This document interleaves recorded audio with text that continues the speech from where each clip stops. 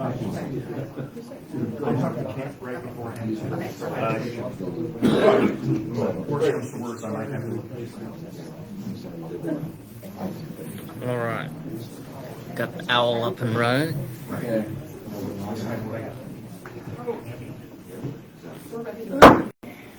Okay, I'd like to call the Board of Equalization meeting to order. Open meetings law is posted on the south side of the chambers, on the wall outside the chambers, also on our website. Do we have roll call, please? Gross. Present. Baldwin. Present. Bumsker. Sykes. Present. Present. Proof of publication was in the News Times, December 8th. It was also on our website. We need to review and approve the minutes of the November 1st Board of Equalization meeting. Move to approve, Mr. Chairman. Thank you. Second. Thank you. Any other discussion? Roll call, please. Bumsker. Yes. Sykes. Yes. Gross. Yes. Baldwin. Yes. Baldwin. Yes. And we need to adopt today's agenda, gentlemen. Mr. Chairman, I'd move that we adopt the agenda for the York County Board of Equalization for Tuesday, December 13th, 2023. Thank you. Second. Thank you. Any other discussion? Roll call. Baldwin. Yes. Sykes. Yes. Bumsker. Yes. Gross. Yes. Baldwin. Yes. Our first up is discuss an act on striking parcel 930-166-892 from tax rolls as uncollectible. Mr. Johnson. Hi there. So I was contacted by Kent Rowert, who is the village attorney from the Village of Bradshaw. It's my understanding that this particular parcel belongs to the estate of a woman who passed away April 22nd, 2019. It is a lot with a mobile home on it. So as we know, the lot is taxed separately from the mobile home. Lot as real estate, mobile home taxed as personal property. The Village of Bradshaw, well, before I go there, it's my understanding from Mr. Rowert that the estate of the woman is not going to have enough money to pay hardly any debts. Essentially, once the funeral home and the estate fees are handled, it's my understanding that nobody else is going to get any type of money. Somebody has been paying the real estate taxes on the lot. We're not sure who, but somebody has been paying it. But ultimately, what Mr. Rowert had reached out for was to see about striking the personal property taxes from, I believe, up to the current amount of taxes via a resolution, which would then allow the Village of Bradshaw to purchase and close on the mobile home as well as the lot, to utilize the mobile home for a training burn for the volunteer fire department over in Bradshaw, and then to turn around and sell the lot once it's been burned, cleaned up, and things like that. So Mr. Rowert asked that he couldn't be here today, asked that I would mention that to the board on his behalf. We do have a member from the Village of Bradshaw here today that can maybe answer questions better than I could. But that's what's before you today. Chris, you got a resolution in front of us that states a statute, 77-1738. Is that the statute? I did not look that statute up, but is that one, obviously, that gives us the authority to strike? I believe it does. I will double check. 77-1738, is that correct? Yes. That's what's on the resolution. And just so the board is aware, I did not draft the resolution. The resolution came to me from Mr. Rowert via, I believe it's Lancaster County. And yes, 77-1738 is captioned collection of taxes when stricken from the tax list. Such delinquent taxes shall only be stricken if 1, at least 2 years have expired. 2, the treasurer has used due diligence to collect such taxes. 3, it appears from the return of the treasurer that any person charged with taxes has been removed out of the county or has died and left no property out of which the taxes can be paid, or B, it appears impossible to collect the taxes. So in this case, it would be that the person has passed away, that there's no funds from the estate to pay. More than 2 years has passed, and as we know, our treasurer's office is very diligent in collecting taxes. Yeah. Yes, sir. Go ahead. So you said there was money in the estate to pay for funeral expenses and whatever else. Why do they get to go to the first of the line to collect and not the county taxpayer? I do not have an answer for you there. Okay. I know that Mr. Rowert said that the funeral home expenses were roughly $2,300, and the remainder of the estate went to costs of actually probating the estate. Okay. And so that leaves, he mentioned a $21,000 bill to Medicare or Medicaid that's going to go unpaid, as well as a number of other debts. Okay. Very good. Thank you. So it's not just the county, it's also the federal government. Well, Well, I see that in our packet today, that obviously there was one that was brought in from Lancaster County. As you say, you copied Lancaster counties, and it looks like obviously they do this fairly regularly. There was a letter in there from the actual treasurer of Lancaster County asking the commissioners to have it stricken from so the attorney wasn't there. So. That was going to be my question. In that we have someone, this being an attorney for the estate, coming to us asking us to strike them. My interpretation is that the treasurer has to try and collect that and then come to the board and say, hey, I can't collect this. And so I don't know that, I don't know, I guess, are you aware of this property? Yes. Okay. And actually, it should have been struck a couple of years ago. Mhm. And this is a process that you've been involved in other properties. Yes. Yep. And so that was going to be my question is, has the treasurer done the due diligence to try and collect this? Yes, me and the sheriff have been in contact. Okay. So the question being, then, do we need to have a formal action of having the treasurer come to us with, similar to what was in the did you see anything from the Lancaster County one? I did not. So I am not the proponent of this. I'm here actually in lieu of the proponent. Okay. I have not looked into that. I will say, as far as my interpretation of the statute goes, it looks like it can be any proponent. The treasurer just has to show the due diligence. That would be my understanding. Okay.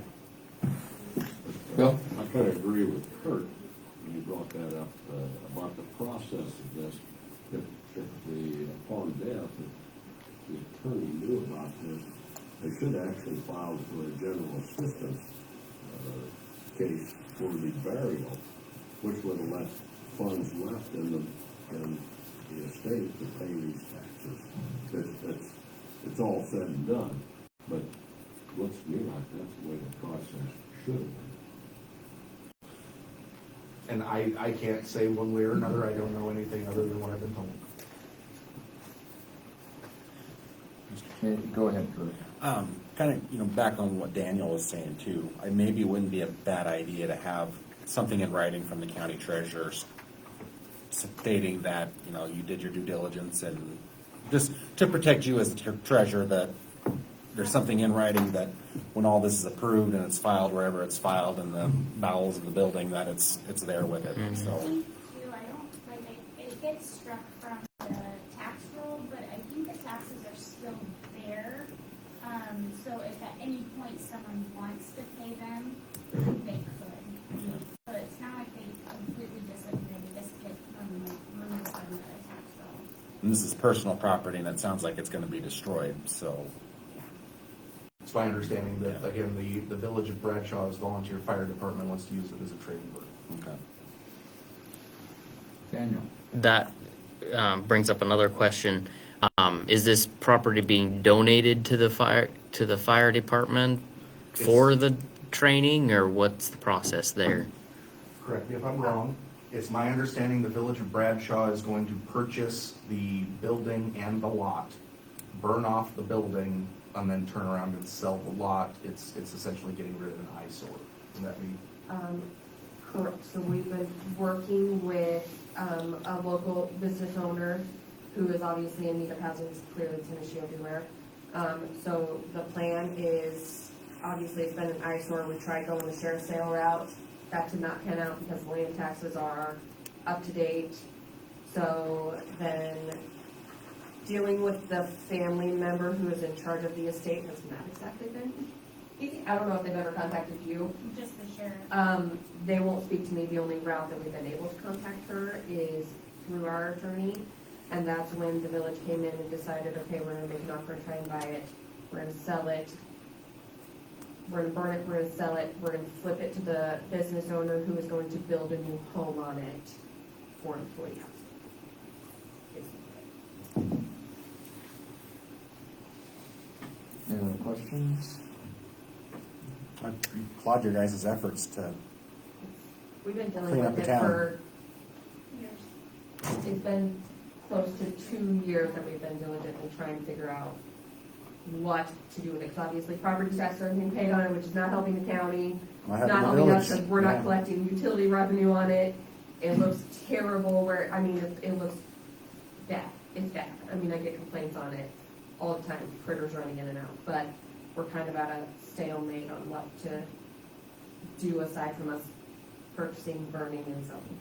And for the clerk, could you state your name and your? Oh, I'm sorry. I'm Stephanie Metzger. I'm the clerk treasurer for the Village of Bradshaw. Thank you. Daniel? So I'm curious, when the Village of Bradshaw, it purchases the the lot and the building, who's getting that money? Where is that money going? From the purchase, Right. So if the Village of Bradshaw is purchasing the lot and the building, so someone's getting that money. so the money is in my understanding, and I could be wrong, just like being a rare question, is what we offered is going to the estate, is my understanding. Right. And so that brings up my question in that if we strike this and wipe away those taxes, we're eliminating the debt of the estate. That money isn't just going away. Somebody has to pay that money. And so I have a hard time doing that knowing that they're going to, in turn, the estate's going to get money back. And it's And my so- understanding that is the money then that they're going to use to pay off the funeral expenses as well as the cost of administering the estate. Right. Which brings us back around to Bill's point. Right. There's money budgeted for those processes had they followed the correct processes. So that, I mean, yeah. If the state, yeah, I don't know. It was just done wrong. Right. I mean, and that's in the past. Right. Yeah. I guess the guys we are using Lancaster County as an example, because I don't know that this has happened since that I've been here. And if we are using them as an example, I would like to have that from our treasurer, have that in writing about the due diligence and everything coming forward to us. And at the next meeting then, if we had that in front of us, we'd make the decision whether to forgive them or not. And once we make that decision, then it's out of our hands. Yep. Then it's up to them. But I would like to see that little segment as be a part of this too. And that way we have everything in writing and on record. Yep. Yep. Then maybe tabling this for 2 weeks would be more prudent. Right. Do you have a copy of the Lancaster County Treasurer's letter? I think I do actually. Okay. If not, I'm looking at it right here, we can get that to you, and then we can, just see. Well, Right. if there's Yep. any other questions that any of you Yep. have, I assume that Mr. Rowert would answer questions, you could answer what needs to be done. and go from Mr. there. Chairman, Yes, sir. I move that we postpone action on this item for 2 weeks. Thank you. Thank you. Any other discussion? Did you have something, Jack? I'm gonna keep my mouth Okay. shut. All right, roll call then. Baldwin, Yes. Hollister, Yes. Sykes, Yes. Rhodes, Yes. and Fillmore. Yes, and we'll revisit this in 2 weeks. and then Megan will get that to you. Thank you. Thank you. Okay, next up is discuss and act on tax roll corrections. Looks like we've had a couple of them.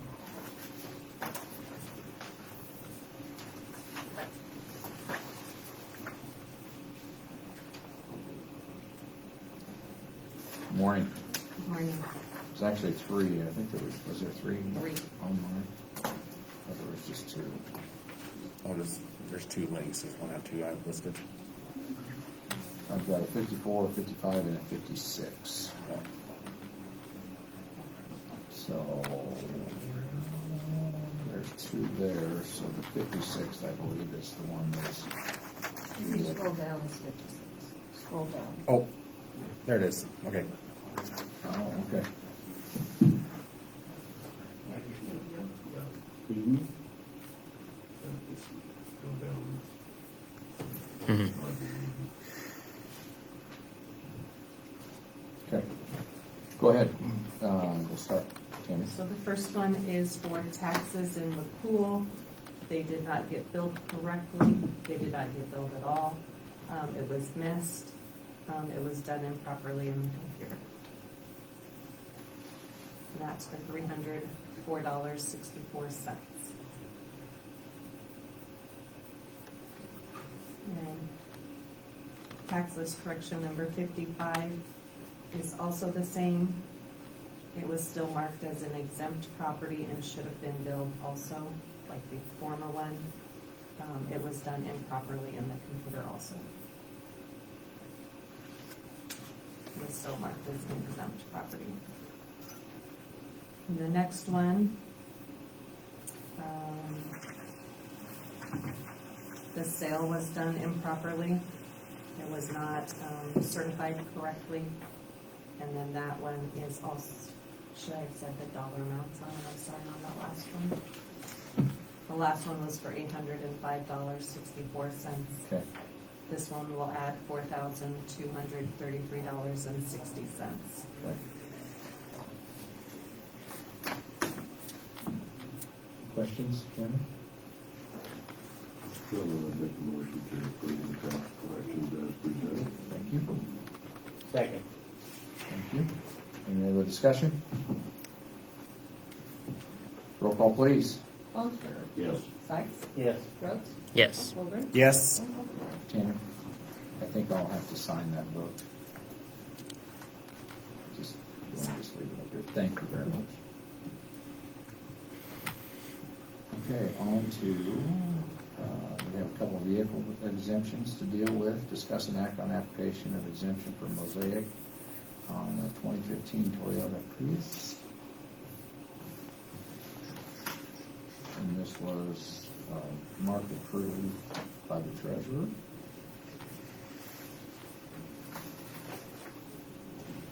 Any questions?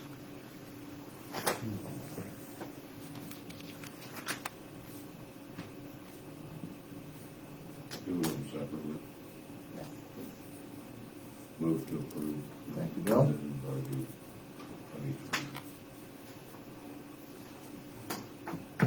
Second. Thank you. Any other discussion? Roll call, please. Longstreet. Yes. Sykes. Yes. Rhodes. Yes. Holgren. Yes. Yes. And then we have one application for exemption from St. John Lutheran Church for a 2023 Trailblazer. And this wasn't marked, but I assume it's Oh, that did I- for approval. Yeah. Okay. By the treasurer. Mr. Chairman, I would move that we approve the application for exemption for St. John's Lutheran Church. Thank you.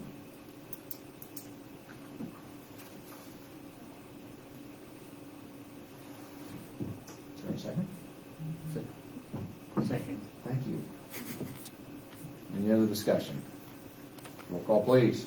Holgren. Yes. Sykes. Yes. Longstreet. Yes. Rhodes. Yes. Holgren. Yes. Okay.